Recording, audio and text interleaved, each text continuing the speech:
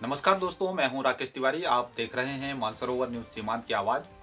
दोस्तों, आज बात करेंगे नगरपालिका धारचूला के अंतर्गत लगने वाले हमारा जो पुराना महाशिवरात्रि का मेला है, इसके संबंध में, क्योंकि तैयारियां तेज हो गई हैं और कुछ अच्छी चीजें, अच्छी खबर के साथ हम इस बात को शुरू करेंगे। क्योंकि आज शिव मंदिर जाने वाला जो मार्ग है, उस स्थान पर जहां पर पिछले दिनों एक वीडियो वायरल हो रहा था, जिस पर लोगों के द्वारा गंदगी फैलाने को लेकर के नाराजगी जताई जा रही थी, उसी संदर्भ में आज जब उस गली में मैं गया तो देखा कि अच्छी पहल नगर पालिका के द्वारा की गई है और फिर से उस जगह पर पेंटिंग और ऐपण आदि चित्रकला से संबंधित कई चीज़ें वहाँ पर बनाई जा रही हैं और वो काफ़ी सुंदर भी लग रही है। ऐसे ही शिव मंदिर के प्रवेश द्वार पर महादेव का जो बड़ा चित्र है और नंदी महाराज का एक चित्र बनकर तैयार हो गया है, जो बहुत ही सुंदर देखने में लग रहा है और भक्तों के लिए काफ़ी आध्यात्मिक संतुष्टि देने वाला वो पूरा जो चित्र प्रदर्शनी वहाँ पर बनाई गई है, वो बहुत ही आनंदित करने वाला है। इसके लिए नगर पालिका को धन्यवाद ज्ञापित करना होगा, लेकिन साथ ही मेले की तैयारी को लेकर के एक भारत नेपाल सीमा पर प्रशासन के द्वारा, मैं कहूँ कि नगर पालिका के द्वारा एक अनुमति दी गई है झूला लगाने के लिए। क्योंकि भारत और नेपाल के बीच पौराणिक और आध्यात्मिक रिश्ते भी हैं, रोटी बेटी के रिश्ते भी हैं। उस स्थान पर, क्योंकि जब शिवरात्रि का मेला जो हम लोग देखते हैं, पुराना जो इतिहास है, उस जगह पर काफ़ी चहलकदमी रहती है और काफ़ी भीड़ देखने को मिलती है। ऐसे में कम स्थान पर प्रशासन के द्वारा झूला और अन्य ऐसी सामग्री लगाने की अनुमति दे दी गई है, जो कि मुझे लगता है कि एक सुरक्षा की दृष्टि से इस पर गंभीरता से विचार करना चाहिए था।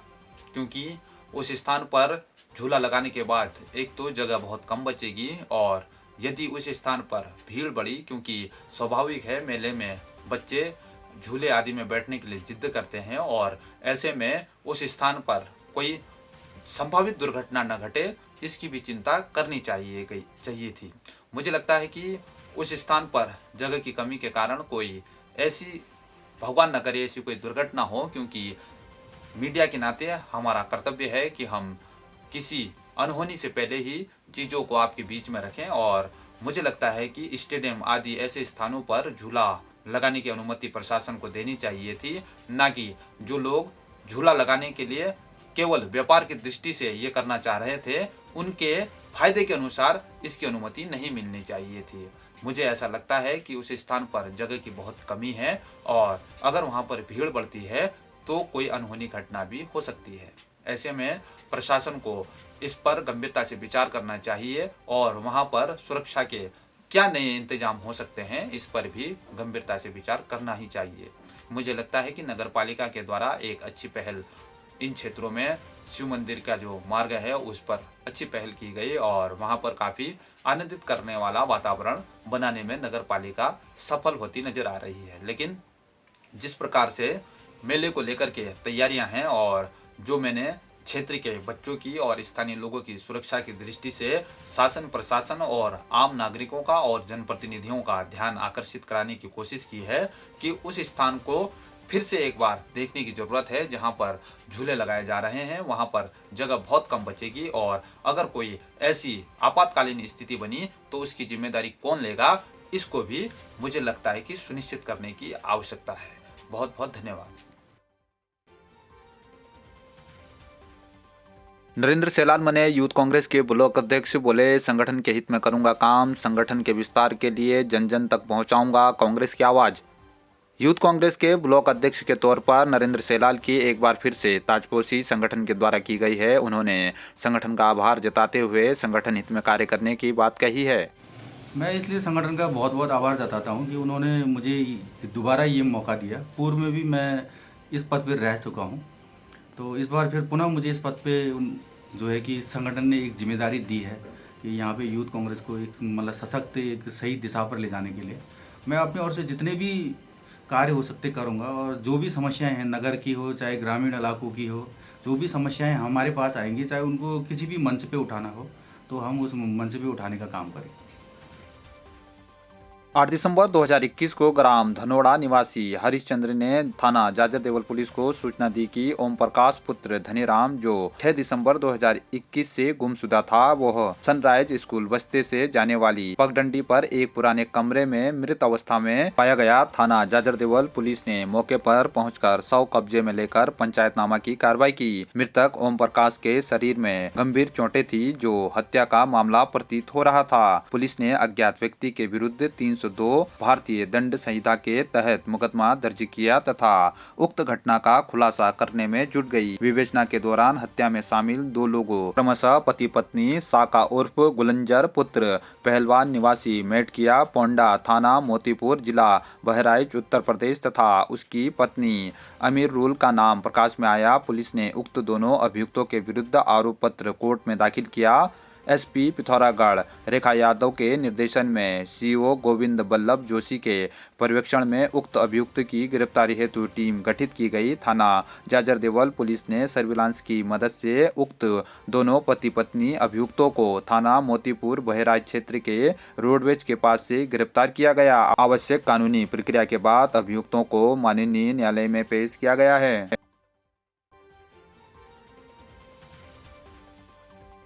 जो ग्राम सभा खेला की जो अस्पताल के लिए जमीन श्री अमर सिंह धामी जी ने भवन बनाने हेतु दान की थी, वह पीएमजेएसवाई अधीक्षण अभियंता पिथौरागढ़ के द्वारा कब्जा कर लिया गया है और उसमें मोटर रोड का निर्माण कर लिया गया है।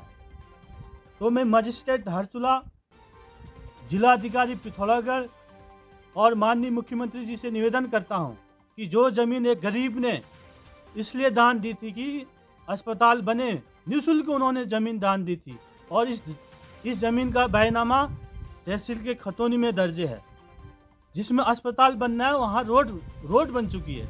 तो मैं सरकार से निवेदन करता हूँ कि सीएमओ पिथौरागढ़ के खिलाफ एवं अधीक्षण अभियंता प्रधानमंत्री ग्राम सड़क योजना के खिलाफ तत्काल कार्रवाई कर इस जमीन को कब्जा मुक्त कराएं, ताकि इसमें अस्पताल बने।